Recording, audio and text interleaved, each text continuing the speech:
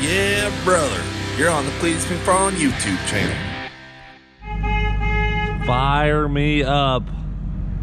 You gotta do a tip in. Classic Australian tip in. Oh, jeez. Okay.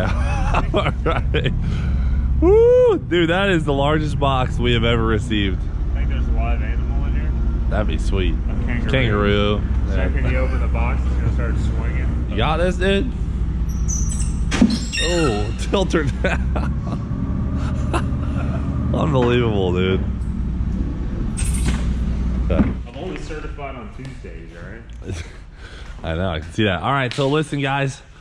We got something good here. This is the complete new Ripper engine for Toast. As you guys know, Toast has no engine. But first, I have to explain a whole nother thing. So, as you guys know, we were running the Blueprint big blocks in Toast. To be honest, we just had the wrong theory from the start, where we tried to do our own burnout engine combination instead of listening to the Australian guys. And now it's like we've realized what they're doing is actually the correct way to do it. If they could patent what they need to have a real burnout Ripper, they'd win. Yeah, so they had the combination down. So we hit up Blueprint. We said, hey, guys, we're going to need an engine that is capable of 1,500 horsepower. And Blueprint just doesn't make an engine rated for that much power. So we talked to them. We said, hey, guys, we're trying to really step up our game with Toast. They said, no problem, no hard feelings. So we ended up actually purchasing the engine that you're going to see in this box.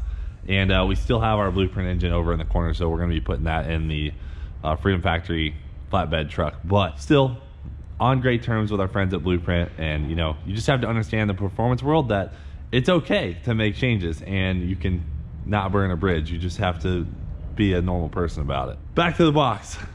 This is very exciting because this isn't just any box. This box is from the guys at the Castlemane Rod Shop, the guys who built the engine in Ste B, the guys who own Warbird, and that's why it's just really exciting because obviously the engine in this box is built for exactly what we're about to be doing. Average engine.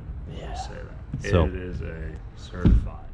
It's a certified Ripper. So I'm not going to keep you guys waiting. We'll open it and then I'll tell you how we ended up with this engine. Most of these components were built in America and then sent to Australia, and now it's back in America. So it's just kind of crazy. So let's zip her off. Ty, get the drill. Ty, get the drill. Ty, we need the drill. Right there. I'm thinking because it says lift this end, it's on this end. Possibilities are endless. It is Australia. Ooh, it could be upside down. And backwards. The engine's just, We're gonna have to does it rotate backwards? Yeah, we got to get a different starter that spins backwards. Ooh. See you later. Ooh, look at the mag drive. Ooh. Look at this. This says it all right here. Castlemane Rod Shop. So, what you guys see here? Hold on. We could probably take this front. Yeah, let's take the front off. We can get a real good look. Oh, brother. I mean, just from right here, you can see we're dealing with a 1471 supercharger. Come on, James. one hidden behind their sticker. That's the security one. Look at that. Dude, that is a freaking Ripper. Look at the size of the damn oil filter. So you guys are probably wondering, Cleetus, why the hell did you buy a full engine here? I mean, what's going on? This is a top to bottom, hat to oil pan, all the way back to the Powerglide transmission. This is a entire complete engine powertrain combination straight from Australia, straight from the guys at Castlemane Rod Shop. That is a 1471 supercharger. As you know, Toast had a 1071. That's a baby supercharger in comparison to that supercharger. This is the full deal right here. So as you can see, we've got alternator, we've got a dry sump oil system. This is a water pump. Mechanical fuel Injection. All the injection. Look at all the injection. In the box, we got the ignition box for the mag drive, we got the starter, we got the bolts. It's literally a turnkey motor.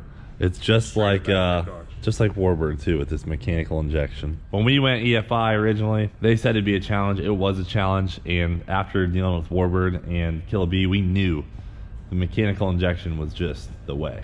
the simplicity Had to try it behind out. on how it just makes the car perform so much better while doing a burnout. It's amazing. It's just a proven setup. It's like one of those things. Yeah. Why change it? Doesn't mean we're not going to try the EFI thing, the EFI big block supercharger deal again, and maybe white trash, because now we have everything from Toast that we're going to be pulling out to put this in Toast.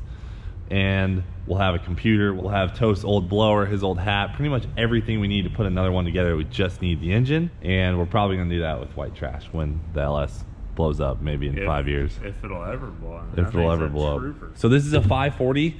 This is the exact same engine combination that is in the Warbird. So you guys are probably wondering, how the hell do we end up with this engine? How do we end up with something that's so complete? This engine just came out of a car, because what we didn't tell you is when the Rod Shop boys sent over their cars to compete at Cleetus Cars last year, they sent over Warbird, Killabee, and the real deal Tirana.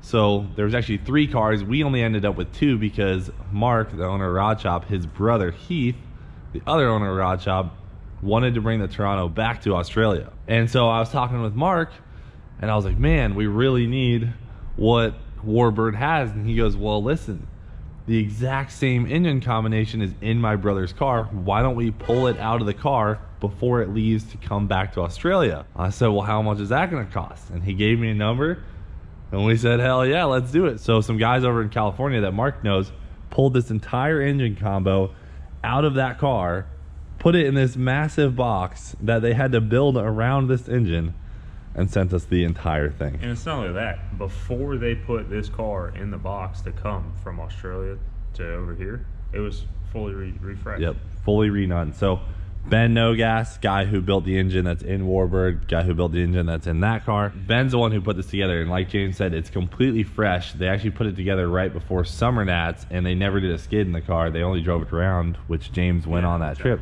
So I actually have some footage of that. And the engine's pretty simple. It's a 540. It's got a Callie's crank. It's got Callie's rods. It's got CP pistons. It's a 540. 1471 supercharger. You know, it's got all the goodies though to make this a reliable burnout engine. The dry sump oil system, you know, the mechanical injection, keep this thing cool with as much methanol as you can throw at it. This is a proven engine. It's already been in a skid car. It's already done skids. All we have to do is put it into Toast, plumb it up. I mean, it makes, I rode in the car over there. I mean, this thing makes power. Yep. I mean, it comes with the converter spec for this combination, the, you know, right gear set and the power glide aftermarket case deal. I mean, it's it's the one full of those deal. deals you couldn't pass up. A couple things we're going to be changing is we just have to move the mag drive to the front, which isn't a huge issue, unless we want to just cut into the firewall of Toast. Hey man, We have to make that decision. we like to cut stuff. You know that. I know Ty will do it. Dude, hand me some cutoff wheels, I'll go at it. So we just have to make a few decisions there. But let's go ahead and take the crate apart, and then we can get an idea of how big this thing actually is before we try and shove it in the car.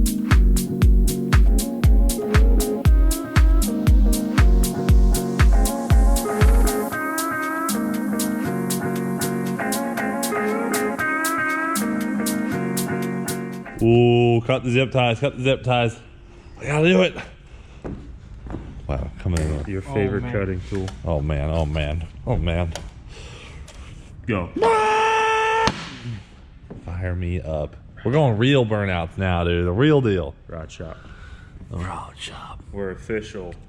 Yep, we are Wow, official. man. So we got to take the hat off to pick it up. I think that's how they got it in the crate, is what Mark was telling me. So just pop these 4 bolts, pop these hard lines off, and then just... This block is bolted to the lid, so the hard lines stay. Oh. Got to take these and this. And then just maybe this. You're gonna need to take it off here. Look at us, learning away. Yeah. Learning the Australian way. This one can stay. We should take this one off right here. Oh, I hope this is a noisy blower.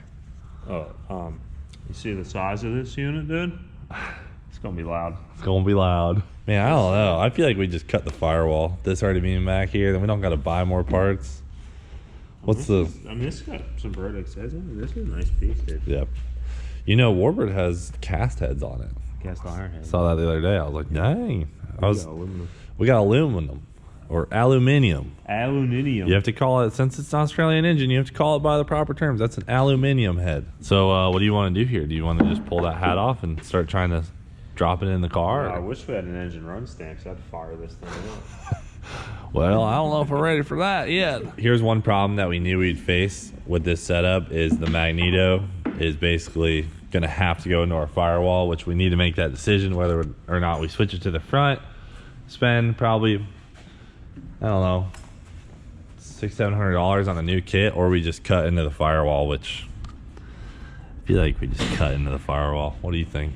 How long is it going to take you to finish it? Cutting into the firewall is probably like a good solid 1 full day job.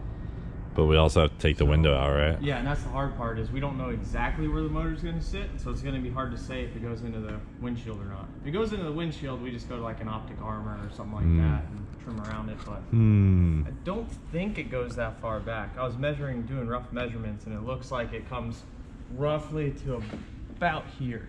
Oh, okay. So we might not be too bad. Looking at this here, like these are the pieces they sent us last night in that group chat about changing it to the front. Yeah. There's this snout. But if you go look at what we got now, we're driving the fuel pump on that motor off the cam. So then we'd have to change more stuff. if we change the mag drive to a cam driven like this deal, it'll eliminate the issue, but we can't put the fuel pump right off the off that same deal because we don't have the room, so we'd have to move it, and then you're adding a belt. Yeah. How do you potentially feel opening about the can of worms. stealing this hat? Do you think he would notice? I honestly think if we just vinyl wrap, carbon fibre that one, and swap him, he'll never know. He'll definitely never know. Never Not know. a chance. We can cut all this out now, right? I mean, we Some can of cut it. whatever you want. I mean, do we even need this hood latch anymore and all this crap? I mean, you need your hood pins unless you're gonna just. I'm just saying, like, No here, hood. because buy us some more room. I don't know. What are you thinking? I mean, if we definitely need a upper radiator game, seeing the size of the radiators they had. For we sure. just went with the one that was in the car. We just 1000%. made it work. How do you feel about just cutting the whole front end off, Ty? We can do it. I'm not scared of chopping stuff up.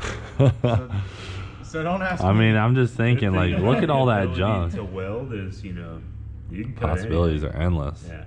Dude, windshield wipers go bad? Tube chassis. That's how I am. Don't ask me. Okay, that's the spirit, dude. I don't know if we need to tube it yet, but that oil pan is not going to work. That's on that car, or that's on that engine. Yeah, this is We'll gonna be just have to tight. Double check the depth of that pan up front on the core support. The cross member in the car. Make sure this depth isn't deeper. This has a slight grade back to keep oil towards the back. Yeah. So we'll just make sure that it's not too deep. What But do we do about these fittings those? might be a problem. We might have to get 90s and longer lines and run 'em 'em down backwards. and around. Okay. Or down around the front. It just depends on how it fits. Do you keep a stock rack low? No, Like, it goes to a rack and pinion. It gets rid of the steering box because right now you're to this box. Yep. To this, you got an idler on pivot arm. the whole trim front arms. end is sketchy in this thing. But that's another thing we got to look at. Maybe we need to because just make that remember decision now, though. We ran into the problem with the alternator. We had to put the alternator on this side. Now that I'm thinking about it, we have all our dry sump pump. Oh, That yeah. steering box might run right into all That this. steering box is going to cream that. Yeah. Because we couldn't put an alternator here. We had to put the alternator there. Yep. So we might have to go to that rack and pinion front end. Son of a Then biscuit. All of this underneath, you don't got to worry about because Yeah. with the rack and pinion, it opens up underneath the motor. Yeah. So my hope was that if we go to a rack like that, that maybe they have one that does like the upper lower control arm instead of a strut tower. Yeah. Cut the towers out of the car and clean up the engine bay, get some room back. Really get some room back. We need to do some research, find out if we can do a front end.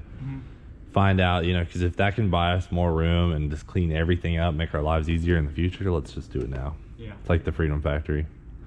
If we can re-asphalt this engine bay, let's do it. You'd also, not only just the room you're saving alone. Look at this box. That's 5 inches off the frame rail. Yeah. And 7 inches this way. That's gone in theory when you go to rack and pinion. And then you don't have. Yeah. You got to think. You're turning the wheel, which is turning this arm, which turns this arm, which turns these. Yeah, I so know. there's a lot of play in there. Versus rack and pinion is just Okay. straightforward. All right, well, guys, we got a lot of research to do before we drop this engine in. Just getting the engine is a very small piece of the puzzle. We got to finish up this firewall. We got to figure out if we're going to change out the steering rack, if we're going to cut out the front end of this thing, all sorts of things that we have to decide on, which we're going to take today to do, and we'll start getting it dialed in. Yeah, That's about I'm gonna just go ahead and just get about 37 cutoff wheels, about 16 hacksaw blades, and we're just gonna just go to town. Okay. All right, guys. Well, new engine for Toast is here. More to come on that. Thanks for watching Do It for Dale. We'll freaking see you later. And shout out to the guys at Castlemania Rod Shop, dude. We're excited to be working with them even more. Bought an engine from them now, and it's just a good two-way street. We've been really loving talking to these guys a lot and seeing their cars in action. You know, kind of changes our whole thoughts and outlook on burnout engines, and we're trying to make a recovery now. They can't get rid of us now. Yeah, we're in there now. You know, you can't beat them, join them.